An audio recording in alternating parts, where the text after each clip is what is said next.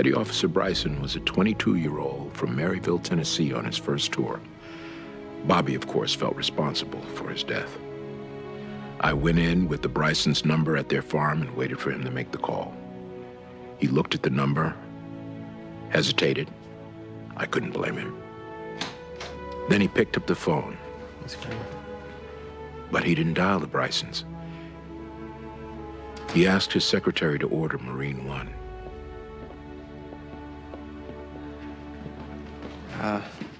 Brought Matt's stuff from school. Where do you want me to? You can set it down right there. Okay.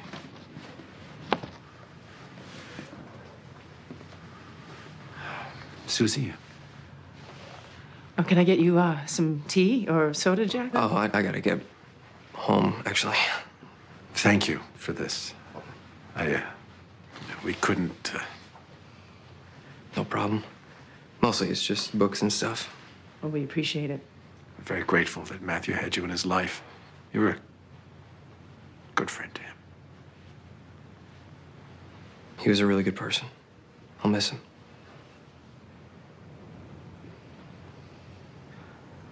I don't know if this is the time or not. What? What is it?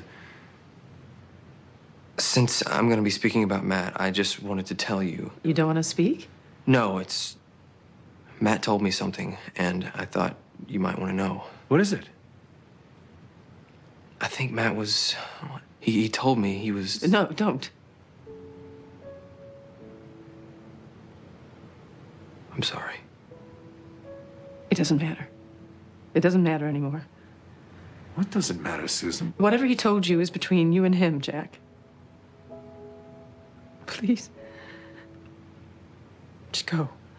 Wait, what's going on, Susan? Jack. What did he say to you?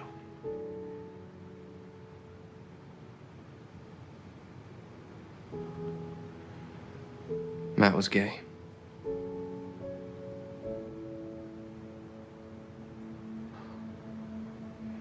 He told you that? Susan, did you know that?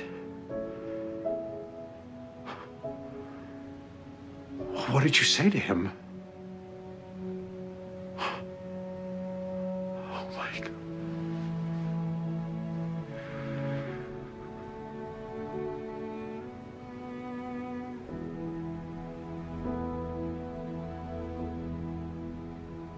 When the doorbell rang, I thought maybe Joseph had managed to slip away early. He'd just been advanced to Petty Officer 3rd Class, and he was so proud. He wasn't supposed to be home for another day, but I thought maybe he'd caught a break and he'd come to surprise us. Well, you can imagine my shock when I opened the door and there was President McAllister standing there. I could hardly speak. I've never even met our mayor. I was thrilled. I mean, until I realized. Are you nervous to talk at the funeral? No.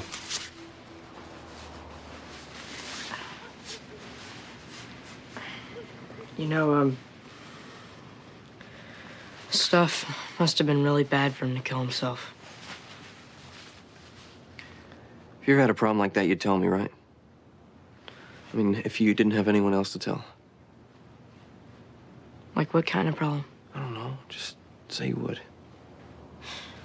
Usually you just tell me to shut up. I'm not talking about stuff like that. Yeah. Sure, I'll tell you. Hey, almost ready? Bobby, would you mind going to watch your uncle? He's emptying the dishwasher, and I'm not sure he's up for the challenge.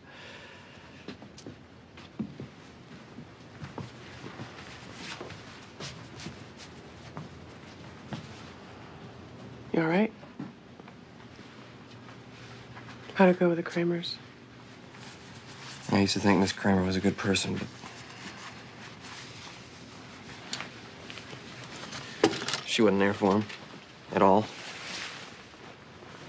You do the weirdest stuff in the world, but He never abandoned me. Try not to judge her too harshly. Sounds like she was just ill-equipped. You know? I'm no better than her. Matt told me he was gay. And he liked me. And I wasn't okay with it. I didn't. Hey, Jack, there are limits to what we can do, you know? Even under the best circumstances. We can't save people, even if they want to be saved. I could have said something, or not just ditched him. Why didn't I help him? I could have helped him.